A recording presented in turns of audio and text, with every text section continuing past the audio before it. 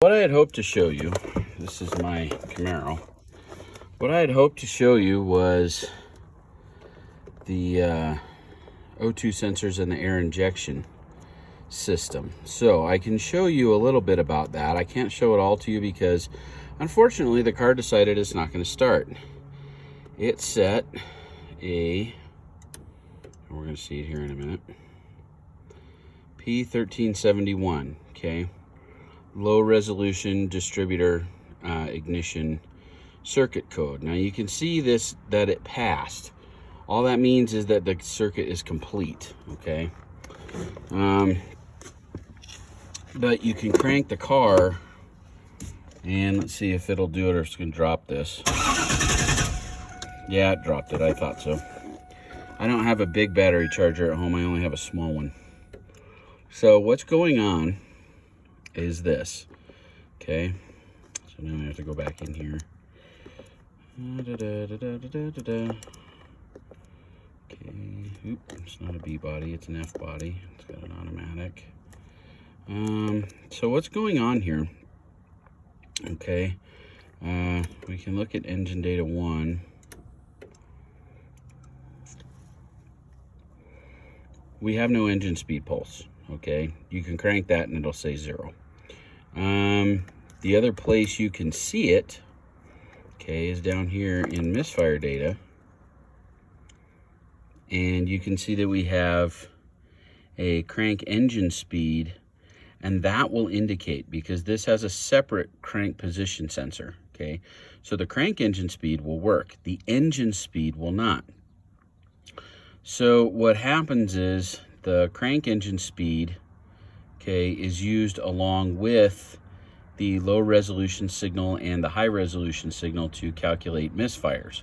That's what's going on here. So if I crank this, you can't see it now because the battery's too low, but what happens is the crank speed changes. It goes 157, 156 and bounces up and down or whatever. The engine speed remains at 0. So that has to do with 1371 low resolution signal. So this is just like what we talked about with the dual trace crank signal on the 3800, right? We can have the 18X all day long, but if we don't have that 3X, guess what? It doesn't run. So there you go. So I'm going to have to take the distributor apart and figure out what's going on in there. I don't know if we have a module that's bad in there or what the scoop is, but essentially it's not giving us that low reference, and without that low reference it won't run. So at any rate, you guys remember when we tore that Optitrash apart, Spark, anyway, with Micah's tools, right? And then I passed around the reluctor wheel and all that. This is that exact system. And this is the failure that it exhibits. So I'm going to walk you through my diagnosis so that you guys can see what I've done. But let's go to, we're going to go back to engine data 1 for just a minute. And I'm going to walk you guys through what the air system does, okay? Now you guys can see right here, okay, that we have 4 oxygen sensors. Bank 1 sensor 1, bank 1 sensor 2, bank 2 sensor 1, bank 2 sensor 2. Now the ignition's been on a while, okay? So we're supplying 12 volts to those heaters. Now what that tells you is that this heater and that heater for both post O2s are working great. The ones for the 2 forward sensors that control engine mixture, not so much. So I may wind up changing those before I sell the car. That's probably what's going to happen. So at any rate, especially if I have to put a distributor in it, we'll want everything to work 100% before we pass it along. But at any rate, as you can see, these voltages have dropped low from nominal. Remember what nominal is? That's that 450 millivolt reference that we send down to that sensor, and then it pulls it low or pushes it high, right? Depending on whether or not it's rich or lean. These are cycling sensors, they're narrow band. So as a result, they show low voltage when it's lean. So what happens is these start to cycle up and down, right? When you first start the car. And when you first start the car, it'll do a little of this and then it'll go rich and hang there, right? So Now there's a difference between these older sensors and the new ones, and it matters how they're wired. Remember how we've talked about the fact that the ECM doesn't want to be pushing more than 1 amp, okay? It doesn't want to get involved with that. Well, these sensors take more than 1 amp, all right? They have a resistance of about an ohm or an ohm and a half. So that's too much for the PCM to control. So what it does is there's a relay that turns on when you turn the key on, and that supplies voltage to those sensors, and those heaters run all the time. The newer cars, and this is how you tell the difference, the newer cars will be wired through the PCM, okay? So the PCM is going to go ahead and control those heaters, and I will show you that on a newer car here in a little bit. But when you just turn the key on, engine off, 9 times out of 10, they do not turn the heaters on. They wait, okay? So it matters how it's wired, how much resistance it's going to have. I know there wasn't a specific resistance in the book, and this is why. Because they vary. It matters how they're controlled. It also matters too whether or not you have a narrow band or you have a wide band. A wide band is probably going to take more amperage. I have not actually sat down and tested one in quite a while, but they're going to take more amperage than the narrow band because remember, they work at twice the temperature, right? They work at 1200 degrees, not 600. So there you have it. So what happens is the key comes on, these values drop low, right? Like these are. You start it and the values are going to jump high. They're going to jump up around 900 millivolts. Okay, so when this happens, the car's started and it's running rich, right? So then the air system comes on, okay? And I'll show you that here in just a second. We'll walk you outside the car. Please forgive the condition of the vehicle. It is currently under construction for paint, but the air injection system, okay, is right here. This hose leads down to the pump, which is right down there. I don't know if you can see it or not, but that's where it goes, okay? So there's a pump down there, and the pump pumps fresh air up through this diverter valve right here, through this check valve, and into the exhaust manifold. Now, when that happens, the scanner is going to go ahead and it's going to bottom out right around what you saw on these lean readings on the scanner, okay? Because right now the car's not running, so we're just reading air. See what I mean? So if we have an air system fault in this car, I'm going to go ahead and call it marginal because we have these 2 oxygen sensors that until they get really hot when the car really runs, they don't drop all the way down to the 90-degree threshold. And so what that's called is a lazy oxygen sensor. It doesn't make the full swing. So at any rate, that's kind of where we're at. Now back to the diagnosis at hand, okay? Here's what I had. When I cranked the car, I had no spark. All right, so here's what I did. Knowing this car and some of the other interesting things that go along with it, I made some adjustments to the wiring before, and it seemed to work. Now it's not doing that now, okay? So here's what I did to confirm what I had going on, all right? I went ahead and I got the scope out, and I'll show you what's going on with the scope here in a minute, okay? But here's what I did. And Doc hates these, but it is what it is, right? The pinch probes, okay? So these are my best friend. You can call them whatever you want. But this right here, okay, if we look at this one, see it's the second wire in on that connector. That's the high resolution signal, okay? So key on, engine off, we have about a 0.5 volt, okay? If we disconnect this, what we're gonna have is nothing, obviously, on the distributor side, but we'll have 5 volts. See, watch this. We're going to have 5 volts on that wire.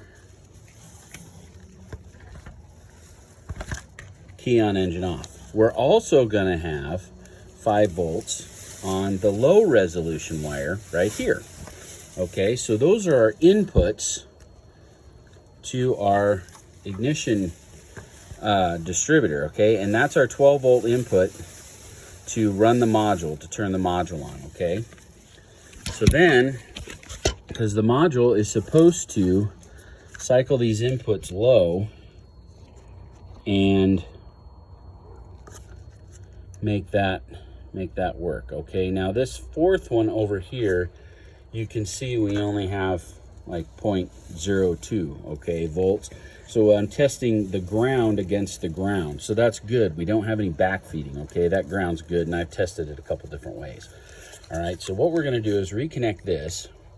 So the other thing that I've done, okay, I've disconnected this, and I've cranked the car a couple times, and I still have 5 volts on each one of these terminals, okay, with the car cranking. So that's perfect. That means that our 5-volt reference is intact. Even when the car's cranking, we don't have any sort of power moding issues, right? And power moding comes back to when are we supposed to have ignition? When are we supposed to have 5 volts? When are we supposed to have this? When are we supposed to have that? Right? Because we have on, run, accessory, and start. So anything that we have in run, we're supposed to have most of that, not all of it, but most of it in start. Because if we don't have a constant feed during start to the PCM, guess what? The PCM goes to sleep while you're cranking, so that's no good. Okay, so I double checked all that. I double checked the 12-volt reference. That's good. I double checked the ground while cranking. All of that's good. So that brings us back to, and you can hear everything getting excited because it keeps getting a reference on that high resolution signal. So we're going to come back to the high resolution signal here, okay? And we have our 1/2 volt. All right, now I'm going to put this up here on the windshield, and I'm going to crank it for you while we watch this. So this is what, remember, we've been using scopes in class, right? So if we've been using scopes, we're actually able to see the pattern, aren't we? So if we can see the pattern, we don't really need to watch the voltage, do we? Well, yes and no, okay? So here's what happens when you crank this thing, okay? With the voltmeter on it. This is why you prefer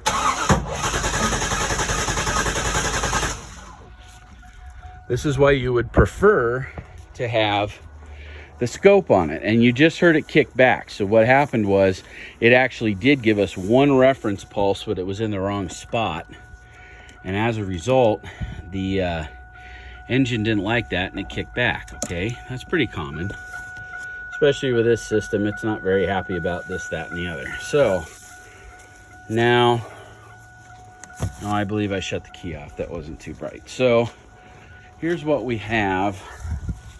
Now remember we had a 1/2 volt. Yeah, I did shut the key off.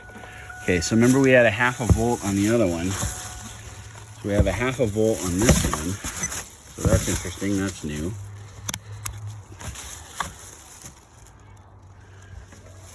So let's crank this and see what we get.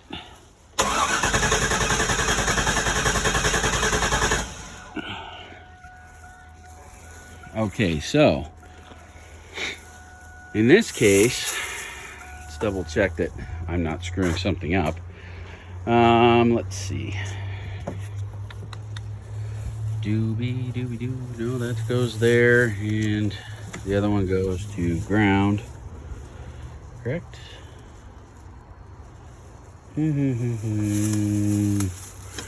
Yes. Okay, all of our wiring is hooked up, right? So what you noticed on the high resolution signal is it took it all the way up to 3 volts, right? On the low resolution signal, we didn't get that. It took us up to about 0.6 volts. Now you'll notice this time it did not kick back, okay? So that means that it still isn't reading. It's not enough of a pulse to make that trigger the ECM and give it what it wants to go ahead and make the car run. So now we're gonna watch it on the scope, okay? So this is our scope. This is the modus. So we'll go ahead and we'll watch this.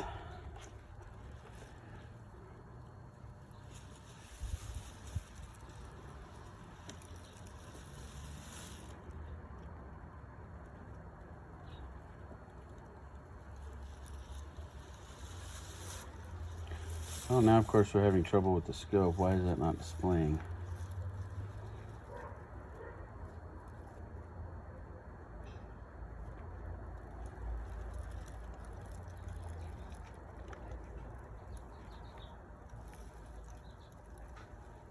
Oh, I see. It's displaying, it just happens to show us 5 volts. Okay, well there you go. So that was our issue, was it was up off of, you can see here, okay, you can see here where the yellow is just off 0, so that's our 1/2 volt, right? So what happened was this trigger point, the 0 line, got moved up to here. So since it happens to be in a reluctor, it's turning it on, right? Or it's leaving it open, one of the two. So we're actually at 5 volts here, okay? So let's see. So we're gonna be watching channel 1 and channel 2. So let's go ahead and crank the car. My darling, would you mind cranking the car for me while I watch the scope, please? Yes. Thank you. Thank you. And you can just leave the key on when I wave at you, if you would, please. I don't know which way is better. Anyway, so we're going to have my lovely assistant crank the car. And you can see, thank you, honey. So you can see here that we have our high resolution signal on the green and we have our low resolution signal on the yellow. That's it, sweetie, we're done. Thank you so much, appreciate it. So at any rate, it's been interesting diagnosing this, but essentially we have a failure of the module inside the distributor, which lives right down there behind the water pump. Right, we talked about how smart that was for him to put it in there. Okay, so let's see if I can get this. Part of my problem is that I don't know where the damn camera is. Oh, that's our wiring anyway. Well, at any rate, it lives down behind the water pump. So there's the water pump. So it lives right down in there. I can't, the interesting thing is you can't really see where it goes in. There's too many things up here in the way.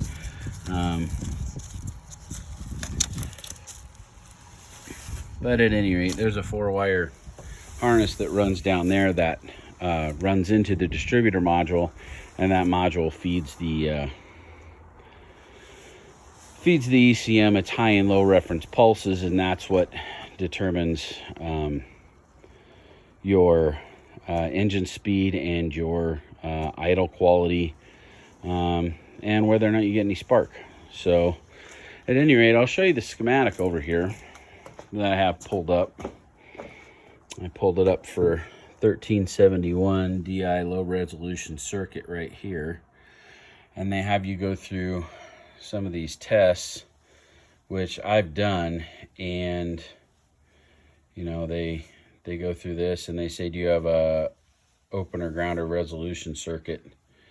And you say no. So, and then they tell you to start it and idle it. But basically, if you come back here, it says disconnect the distributor connector, measure for terminal A. Do you have 5 volts? Well, yes, we do. So we go to step 11. Step 11 says repair the faulty distributor connection or the faulty distributor. So that's kind of where we're at.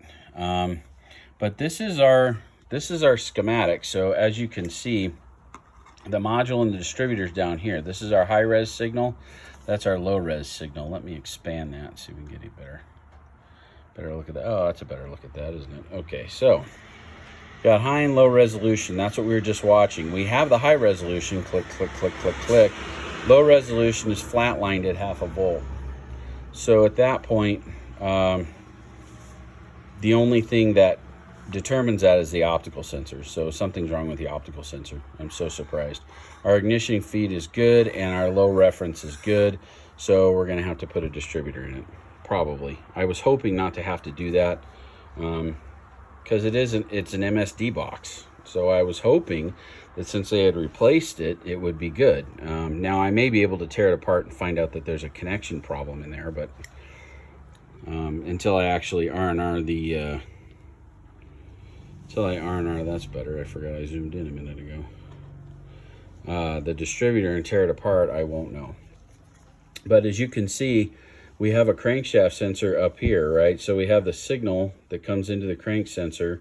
We also have the pink and black, which is our low reference, right? So that also goes to the distributor, and it comes off and goes to the sensor. And then we have an ignition feed here, right? So if we follow that, that comes all the way over to the coil feed. And we know we have this, and the reason we know we have this is because we have crank RPM, right? So there's that. We have power to the coil, and we have power down here to the ignition control module. So again, and this is the command line right here to tell the distributor module, the DIS module. This doesn't want to focus worth a damn, does it? So the ignition control module right here has this wire that runs right back up here to ignition control, which comes from the PCM, and the PCM gets all of its references and makes its decisions based on the optical sensor and our crank sensor. So at any rate, so we have this and we have that, and what we don't have is a low res. So without that low res, right, that 3x pulse on the 3800, it's not going to run. All right, so I'm going to play with some emissions things. I'm going to get some other stuff set up for you guys. I'm going to show you how I do a diagnostic failure check on vehicles here in just a minute, and I'm also going to show you probably some other stuff on how we can use the MDI to actually watch the communication on the car. So at any rate, big fun to come. Stay tuned.